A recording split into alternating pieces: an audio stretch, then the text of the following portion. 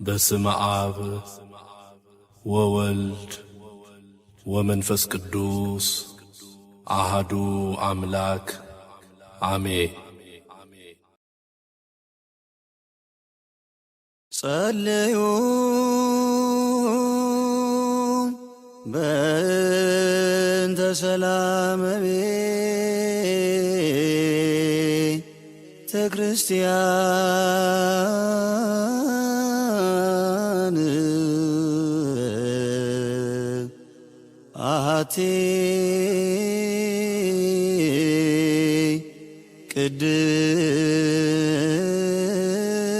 ቅድስት ጉባኤ እንተ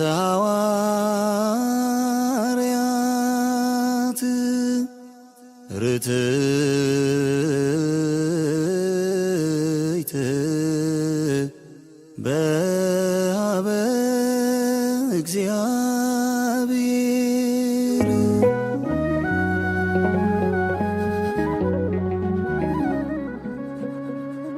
የሞንትሪያል ደብረ መድኃኒት መድኃኔዓለም ቤተክርስቲያን ምስረታና የዓመታት ጉዞ።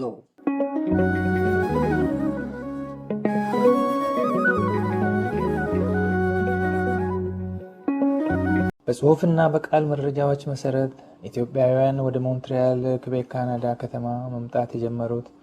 እንደ አውሮፓ አቆጣጠር በ1960ዎቹ መጨረሻ ጀምሮ እንደሆነ ነው የሚያሳዩት። በተለይም ደግሞ የኢትዮጵያ ንጉሠ ነገሥት የነበሩት ቀዳማዊ ኃይለ ሥላሴ በሜይ 1 1967 በሞንትሪያል ከተማ ተደርጎ በነበረው በኤክስፖ ሞንትሪያል 1967 ላይ ለመታደም በመጡ ጊዜ ከሀገሪቱ ከፍተኛ ኃላፊዎች ጋር ትምህርትን በተመለከተ ባደረጉት ስምምነት መሰረት በቀጣዮቹ ዓመታት ወጣቶች ወደ ከተማው ለትምህርት እንዲመጡ ማስቻሉ በዋናነት ይነገራል። ይሁንና የኢትዮጵያውያን ቁጥር እየጨመረ የመጣው ግን እንደ አውሮፓ አቆጣጠር በ1974 በኢትዮጵያ የመንግስት ለውጥ ከተደረገ በኋላ እንደ አውሮፓ አቆጣጠር በ1980ዎቹ መጨረሻ ጀምሮ ነበር።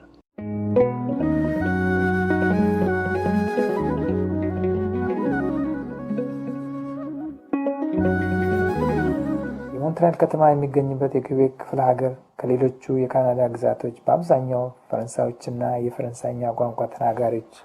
የሰፈሩበት በአመዛኙ ቋንቋው የሚነገርበት ከመሆኑም የተነሳ በወቅቱ ወደ ከተማው የመጡ በርካታ ኢትዮጵያውያንም እንግሊዝኛ ተናጋሪዎች ነበሩና ብዙ ምቾት የሚሰጣቸው ከባቢ ሆነው አላገኙትም። ስለዚያም ይመስላል የብዙዎቹ ምርጫ የመማርና የመስራት እድል በቀላሉ ለማግኘት ወደሚችሉበት እንግሊዝኛ ተናጋሪ ወደሚበዛባቸው የተለያዩ የካናዳ ክፍለ ሀገሮች ለመሄድ የሞንትሪያል ከተማን በቋሚነት መኖሪያቸው ሳይሆን እንደ መሸጋገሪያቸው አደረጉት። በአንጻሩ ደግሞ ምርጫቸው ሆኖ በከተማው ቆይቶ ኑሯቸውን ያደረጉ ኢትዮጵያውያን ቁጥራቸው አነስተኛ ስለነበር አይደለም በየጊዜው እየተገናኙ የማህበራዊ ኑሯቸውን በመተጋገዝ ለመኖር ይቅርና ለመታየት እንኳን ቀላል ባልሆነበት ሁኔታ ውስጥ ሆነው ቤተክርስቲያንን ለመመስረት ያደርጉት የነበረው ጥረታቸው ከባድና ረጅም ጊዜ የወሰደ ሊሆን ችሏል።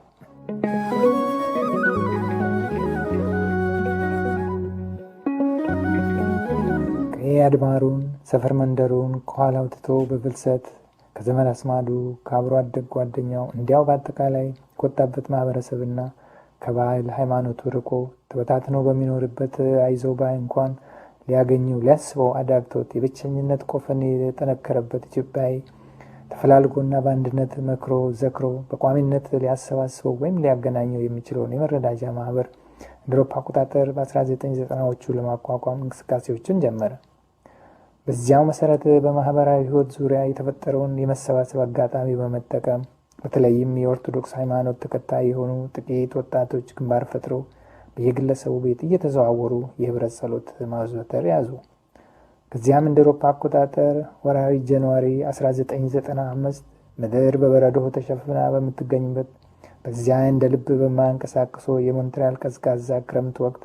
ወይዘሪት መሰረት ታምሩና ወይዘሪት መሰረት ተምትሜ የተባሉ ሁለት እህቶቻችን ጉዳዩን አጠንክረው በመያዝ በወቅቱ ከጣሊያን ሀገር ሞንትሪያል መጥቶ ከነበረው አቶ ኤፍሬም ሙልጌታ ከተባለ ወንድማችን ጋር በመሆን ቤተክርስቲያን ለማቋቋም ሐሳብ መለዋወጥ ጀመሩ። ጥረታቸው በበለጠ የተሳካ ይሆን ዘንድ ደግሞ የእምነቱ ተከታዮችን ማበራከት ግድ ስለሚል በብቸኝነት ጭንቀት ውስጥ ያሉትን ወገኖች በቤተ ክርስቲያን ዙሪያ በማሰባሰብ በጸሎትና ከሰው ጋር በማገናኘት ጭንቀታቸውን ማቃለል በሚል በጎ ሀሳብ ዙሪያ በመነጋገር መግባባት ላይ በመድረሳቸው ቀጥታ ወደ ቤተ ክርስቲያን መስረታ እንቅስቃሴ ገቡ።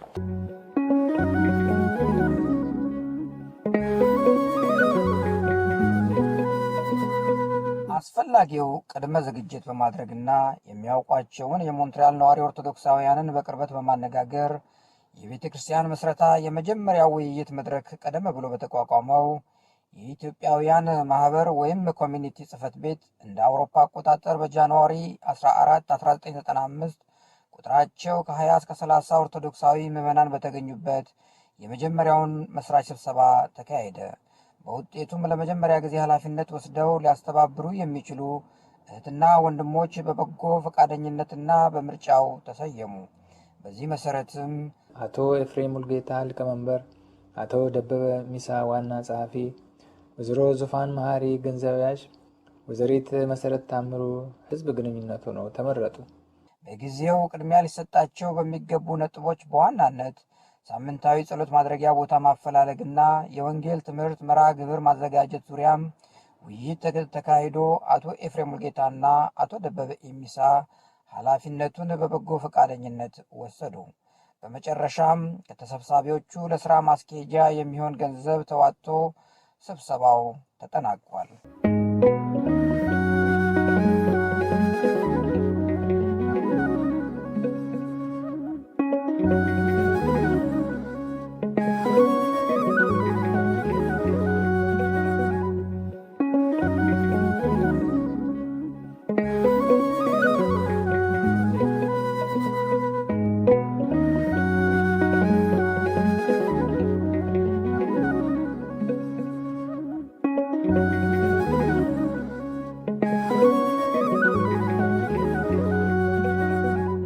ጎደል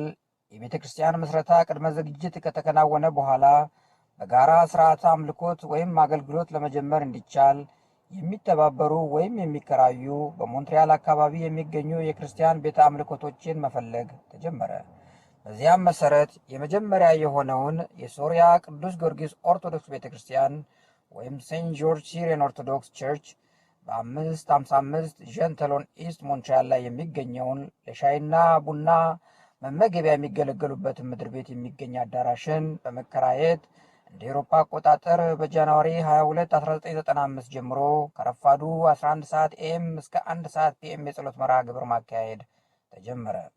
በዕለቱ የጸሎት አገልግሎት ከተጠናቀቀ በኋላ የመጀመሪያ ዘማሪያንና ለሰንበት ትምህርት ቤት መመስረት ቀዳሚ የሆኑት ወይዘሪት መሰረት ታምሩ፣ ወይዘሮ በለጥሻቸው ወይም ኑኑ፣ አቶ ኤፍሬም ሙልጌታና አቶ ደበበ ኢሚሳ ዝማሬ አሰምተው መርሃ ግብሩ ተጠናቋል። ቀጣይ ዋነኛና ቀሪ ተግባር የሆነው ደግሞ የተመሰረተውን ቤተ ክርስቲያን በታቦተ ስም መሰየም ስለነበር እንደ አውሮፓ አቆጣጠር በማርች 12 1995 ምዕመናን ባሉበት ዕጣ እንዲወጣ ተደረገ። በዚያም መሰረት ዕጣውን ሕፃን ብሩክ ገላቸው እንዲያወጣ ተደርጎ 3 ጊዜም መድኃኔዓለም የሚለው መጠሪያ በመውጣቱ የቤተ ክርስቲያኑ ስምም የሞንትሪያል መድኃኔዓለም ቤተ ክርስቲያን ሆኖ እንዲጸና ተደረገ። ከዚህ በኋላ ነው እንግዲህ እንደ አውሮፓ አቆጣጠር በ1991 በኦንታሪዮ ተመዝግቦ ሕጋዊ ዕውቅና በነበረው በኢትዮጵያን ኦርቶዶክስ ቸርች ኦፍ ካናዳ ስር እንደ ቅርንጫፍ የተደራጀው። መሻሻልን እያሳየ የመጣው የሞንትሪያል መድኃኔዓለም ቤተ ክርስቲያን በሶሪያ ቅዱስ ጊዮርጊስ ኦርቶዶክስ ቤተ ክርስቲያን ቆይታው እንደ አውሮፓ አቆጣጠር በ1995 የመጀመሪያ የሆነውን የትንሣኤ በዓል መመገቢያ አዳራሾች ካከበረ በኋላ የአከራዮቹን የሶሪያ ቤተ ክርስቲያን ኦርቶዶክስ ተወካዮች ትኩረት በበለጠ ለማግኘት በቅቶ ያለውን የአምልኮ ስርዓት መመሳሰልና የካህን አለመኖር ችግሩን በመመልከት በጋራ ተቀላቅሎ አገልግሎት ለመስጠት ጥያቄ ቀረበለት። ይሁንና በራሳችን ቋንቋና እንደ ኢትዮጵያ ኦርቶዶክስ ተዋሕዶ ቤተ ክርስቲያን አምልኮተ ስርዓት መሰረት ብቻ አገልግሎትን ማድረግ እንደምንፈልግ በመግለጽ ጥያቄውን ሳይቀበል ቀርቷል። በመጨረሻም በምዕመናኑ መኖሪያ አካባቢና የተሻለ የጸሎት ቦታ ለማግኘት ሲባል ከ2 ወር በላይ ሲገለገልበት የቆየውን የሶሪያ ቤተ ክርስቲያን ለቆ ወጣ። እንደታሰበውም በወቅቱ ለነበሩት ታዳሚ ምዕመናን ከሶሪያ የቅዱስ ጊዮርጊስ ኦርቶዶክስ ቤተክርስቲያን የቀረበና ሜትሮ ጆርጅ ቫኔር አጠገቡ ያለውን በ1950 ሩ ሴንት አንቷን ዌስት ሞንትሪያል ላይ የሚገኘውን የሴንት አንቷን ኦፍ ፓድዋ ካቶሊክ ቸርች ተገኝቶ የትንሣኤ በዓል በተከበረበት ተመሳሳይ ዓመት ላይ በመከራየት ባለቤቶቹ በሚጠቀሙበት በዋናው የቤተ ክርስቲያኑ አገልግሎት መስጫ በእኛ መቅደስ እንደ እምነታችን ስርዓት መቅደሱን የራሳችንን መጋረጃ በመስቀልና በመጋረድ ዘወትር እሁድ ከጠዋቱ 10 ሰዓት ኤኤም እስከ 12 ሰዓት ፒኤም የጸሎት መርሃ ግብር ማከናወን ቀጠለ። የካቶሊክ ቤተ ክርስቲያኑም ለትራንስፖርት በነበረው አመቺነት የተነሳ የምዕመናኑ መሰባሰብ ከምንጊዜውም በላይ እየጨመረ የመጣበት ጊዜ ሆነ። በወቅቱ ደግሞ በካናዳ የኢትዮጵያ ኦርቶዶክስ ተዋሕዶ ቤተክርስቲያን ዋና አስተዳዳሪ ከሆኑት ሊቀ ካህናት ምሳሌ እንግዳ ጋር ሲደረግ የነበረው ግንኙነት መስመር ይዞ እንደ አውሮፓ አቆጣጠር በሜይ 1996 ለመጀመሪያ ጊዜ ሊቀ ካህናት ምሳሌ እንግዳና ዲያቆን አንበሱ ስዩም ከቶሮንቶ በመምጣት በዚሁ ቤተክርስቲያን ስርዓተ ቅዳሴ አደረጉ። ይህ ዕለት ለብዙ ኦርቶዶክሳውያን የማይረሳ ልዩ ቀን ሆኖ አልፏል። እንደ ኤሮፓ አቆጣጠር በ1996 ከቶሮንቶ ከተማ ጓዙን ጠቅልሎ ወደ ሞንትሪያል በመምጣት ኑሮውን እና ትምህርቱን የቀጠለው ወንድማችን ዮናታን አሰፋ እንደ አውሮፓ አቆጣጠር በኦገስት 5 1997 ከብፁዕ አቡነ ይስሐቅ ከምዕራብ ሀገሮች ሊቃነ ጳጳስ የድቁና ማዕረግ በኦቶዋ የኢትዮጵያ ኦርቶዶክስ ቤተክርስቲያን በመቀበሉ ቋሚ ዲያቆን አገልጋይ ማግኘት ተቻለ። ያም በስርዓተ አምልኮቱ የሚሰጠውን የጸሎት እና የመዝሙር የመጽሐፍ ቅዱስ ትምህርት እና የመሳሰሉትን መንፈሳዊ አገልግሎቶችን ከፍ አደረገው። ከዚያም በተጨማሪ የኦቶዋ ቅዱስ ተክለ ሃይማኖት ቤተክርስቲያን ገና እየዳኸ ያለውን የሞንትሪያል ደብረ መድኃኔዓለም መድኃኒት ቤተክርስቲያንን ጠንክሮ በእግሩ እንዲቆም ካህናቱ በሙሉ ፈቃደኝነት ወደ ሞንትሪያል በመምጣት በአካልም በመንፈስም ይሰጡ የነበረው አገልግሎት ፈጽሞ አይረሳም። የምዕመናን ብዛት እየጨመረ እና በቤተክርስቲያኑ ዙሪያ እያዘወተሩ መምጣት ደመቅ ቀዝቀዝ የሚለውን የስርዓት አምልኮ አገልግሎት በቋሚነት ለማስቀጠል ፍላጎቱም ከፍ አለ። ለዚህም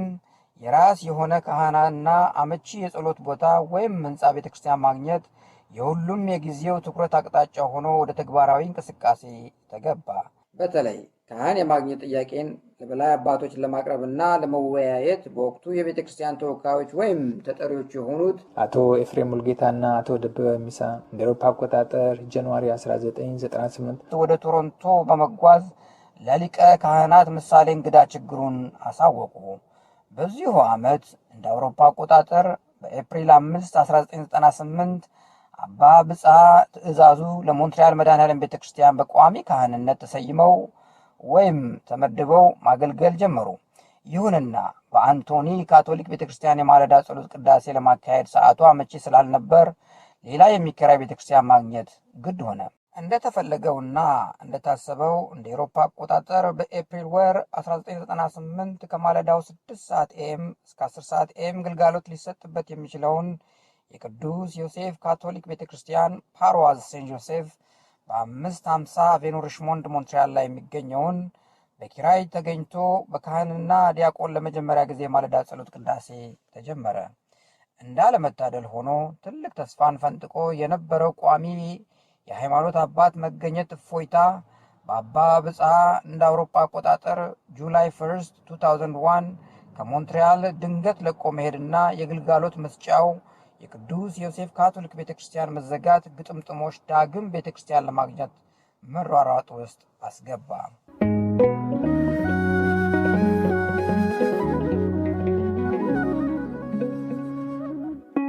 ወደ ከፍታ እያዘገመ የነበረው ቤተክርስቲያን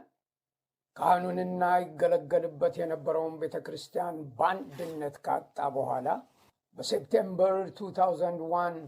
1439 ሴንት ካትሪን ዌስት ሞንትሪያል የሚገኘውን ሴንት ጄምስ አፖስትል አንግሊካን ቸርች ምድር ቤት በተመጣጣኝ ዋጋ በመከራየት እስከ ሜይ 12 2008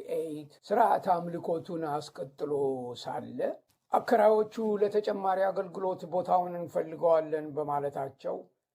የተለመደውን ምትክ ቤተክርስቲያን ፍለጋ ማድረግ ተያዘ።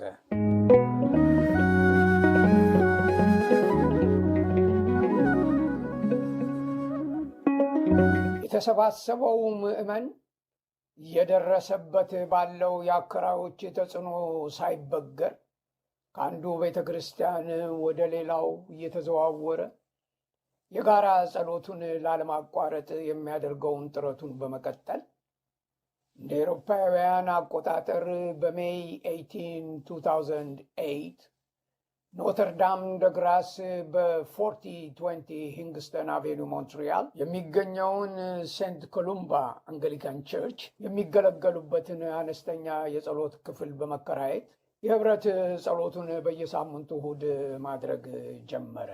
በዚህ ወቅት መንከራተት የበዛበት ምዕመን በእያንዳንዱ ሳምንታዊ ጸሎቱም ውስጥ ቋሚ ቤተ ክርስቲያን ያገኝ ዘንድ የፈጣሪውን እርዳታ ተማጽኖውን አጠንክሮ ያቀርብ ነበር። ሊነጋ ሲል ይጨልማል እንዲሉ የብፁዕ የሴንት ኮሎምባ አከራዮች ከሴፕቴምበር 10 2011 ጀምሮ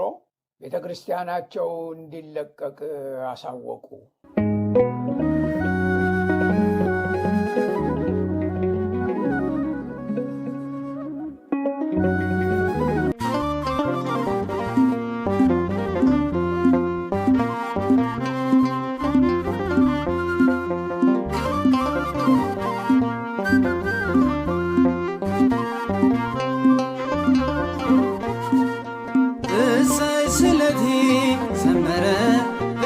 ስለቴ ሰመረ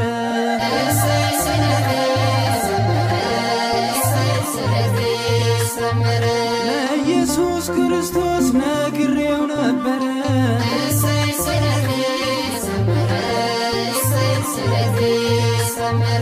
ኃጢአቴን አይቶብን ከቶ ሳይጥለኝ በደሌን አይቶብን ከቶ ሳይተወኝ ክብርን በክብር ላይ ይሄው አሳየኝ። እሰይ ስለቴ ሰመረ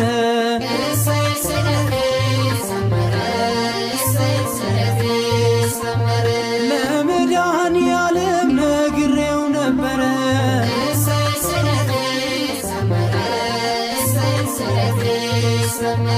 ለድንግል ማርያም ነግሬያት ነበረ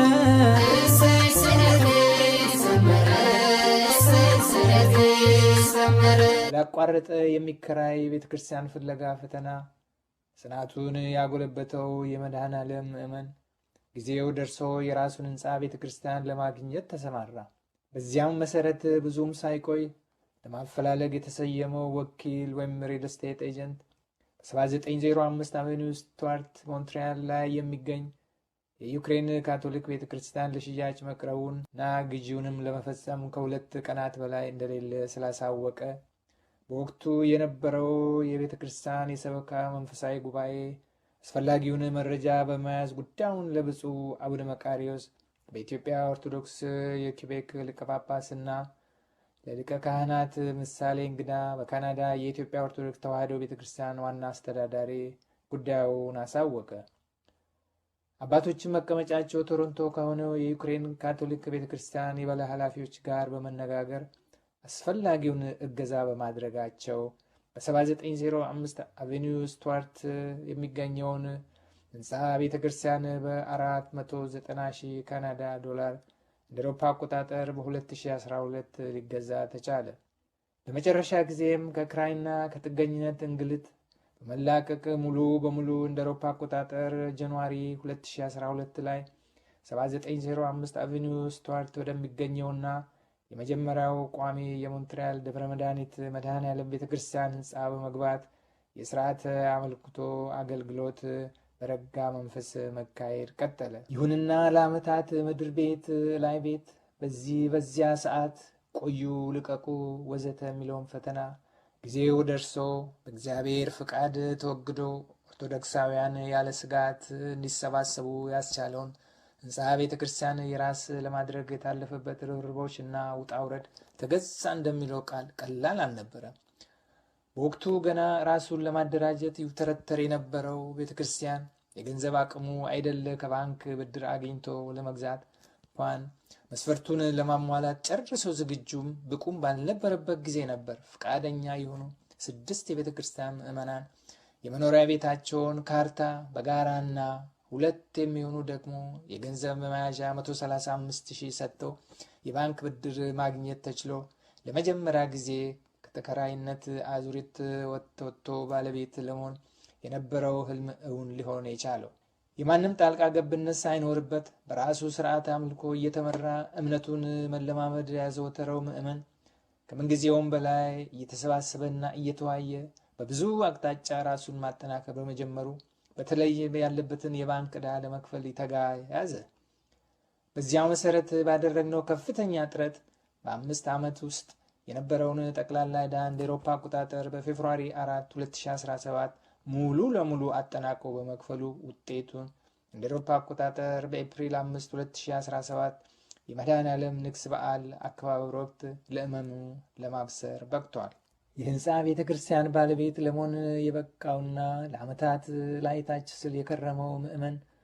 ፎይታውን አጣጥሞ ሳይጨርስ መሰረታዊና ዋና የሆነው የቤተ ክርስቲያን የስርዓት አምልኮ ግልጋሎት ጊዜ የማይሰጥ ምላሽ ፈላጊ ጉዳይ ሆኖ ተከሰተበት። ይሁንና በተፈለገው ፍጥነት በአግባቡ እንዲከወን ደግሞ መፍትሄውን እንደ ገንዘብ ተበድረው ሊያቃልሉት የሚቻል ባለመሆኑ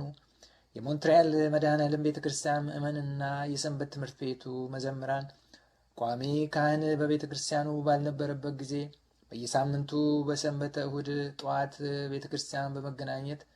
የህብረት ጸሎትና ዝማሬ ሲያደርጉ የቆዩና እርስ በርስም ወንጌልን በመማማር በብዙ ውጣ ውረድ ቤተ ክርስቲያናችንን ያገለግሉ እንደነበረውና በበዓላት ጊዜ ደግሞ ካህናት ከኦቶዋና ከቶሮንቶ ከሚገኘው ከኢትዮጵያ ኦርቶዶክስ ተዋሕዶ ቤተ ክርስቲያን እየመጡ ግልጋሎት ሳይቋረጥ እንዲቀጥል በማድረግ ጎን ለጎን ደግሞ በቋሚነት ክህነት ያለው አገልጋይ ለማግኘት ጥረት ማድረጉን ተያዘው። በዚያው መሰረት የማታ እንደ አውሮፓ አቆጣጠር በጁን 2019 መጋቢ ምስጢር ይትባረክ አዳነ ተገኝቶ አገልግሎት መስጠት ጀመሩ። መጋቢ ይትባረክ አዳነ ያላቸው የማስተማርና ሰውን በትህትና የማነጋገር ጸጋ ምእመንን ከምንጊዜውም በላይ በቤተ ክርስቲያን ዙሪያ እንዲሰባሰቡ ከማስቻሉም በተጨማሪ ወጣቶችን በማስተማር ለድቁና ለማብቃት የሚካሄደውን ግልጋሎት እንዲጠናከር አስችሏል። ከዚህ በኋላ ነው እንግዲህ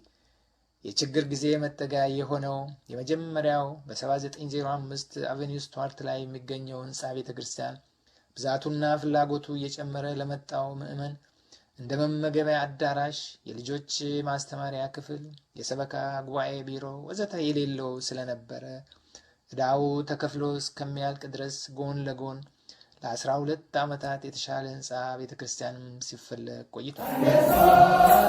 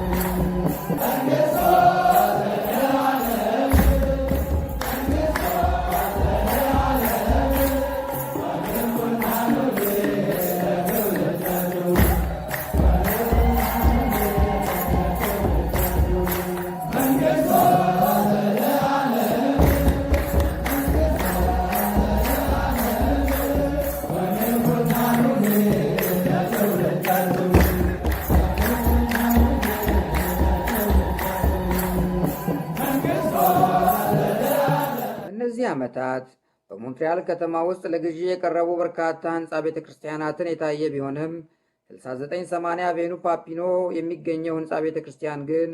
በወቅቱ ካለው ዋጋ አካባቢው ለፋብር ሜትሮ ቅርብ በመሆኑና በደጁም አውቶቡስ ስለሚያልፍ ለትራንስፖርት ካለው ቀናነት መመገቢያ አዳራሽ፣ የልጆች ማስተማሪያ ክፍል፣ የሰበካ ጉባኤ ቢሮና የመሳሰሉት ስላለው ካለው የምዕመናን ቁጥር አንጻር በቂ ሆኖ ስለተገኘ የሰበካ ጉባኤው አጠቃላዩን ምዕመን በማነጋገርና በማሳተፍ ህንፃውን ለመግዛት ስምምነት ላይ ተደረሰ። በወቅቱ የቤተ ክርስቲያኑ ባለቤቶች የነበሩ ሰዎች ህንፃውን ለመሸጥ ያስቀመጡት ዋጋ 1.5 ሚሊዮን የካናዳ ዶላር ነበረ። ሆኖም ከነበረን የራሳችን ህንፃ ቤተ ክርስቲያን ከመግዛት ፍላጎት የተነሳና እንዳያመልጠን በመስጋት 100,000 በመጨመር በ1.6 ሚሊዮን ለመግዛት ዋጋ ወይም ኦፈር ተሰጠ። ይህንን የሚያክል ገንዘብ ደግሞ በቤተ ክርስቲያን ባንክ አካውንት ውስጥ ስላልነበረን አማራጭ ሆኖ የተገኘው እርዳታና ብድር ለማግኘት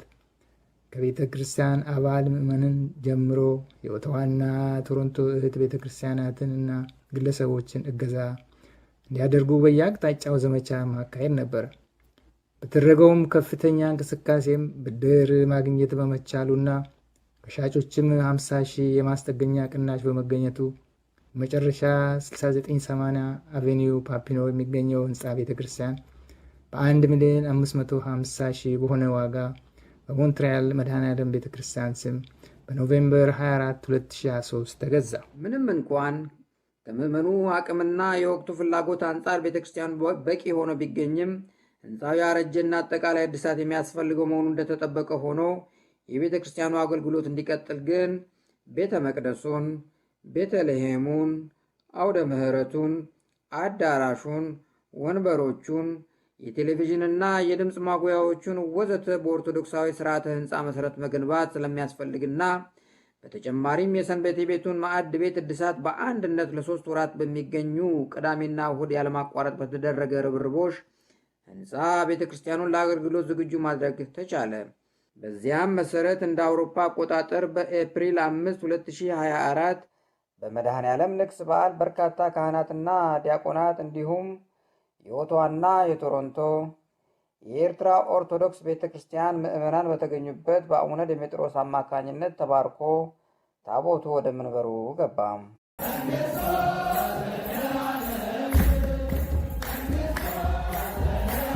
ምስጋና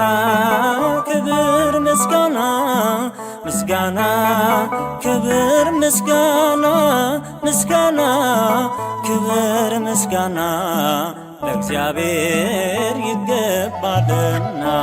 ምስጋና ክብር ምስጋና ምስጋና ክብር ምስጋና ምስጋና ክብር ምስጋና ለእግዚአብሔር ይገባልና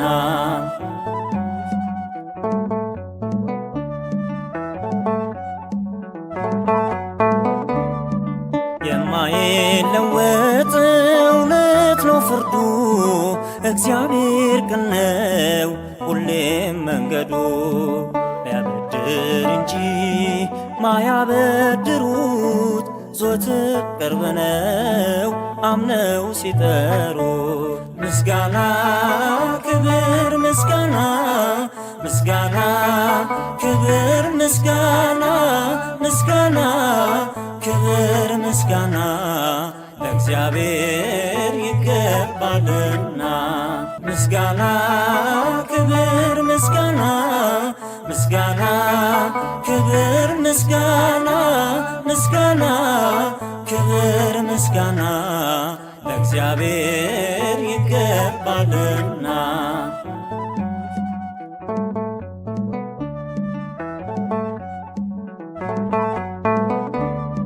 ምስጋና ክብር ምስጋና ምስጋና ክብር ምስጋና ምስጋና ክብር ምስጋና ለእግዚአብሔር ይገባልና ምስጋና ክብር ምስጋና ምስጋና ክብር ምስጋና ምስጋና ክብር ምስጋና ለእግዚአብሔር ይገባልና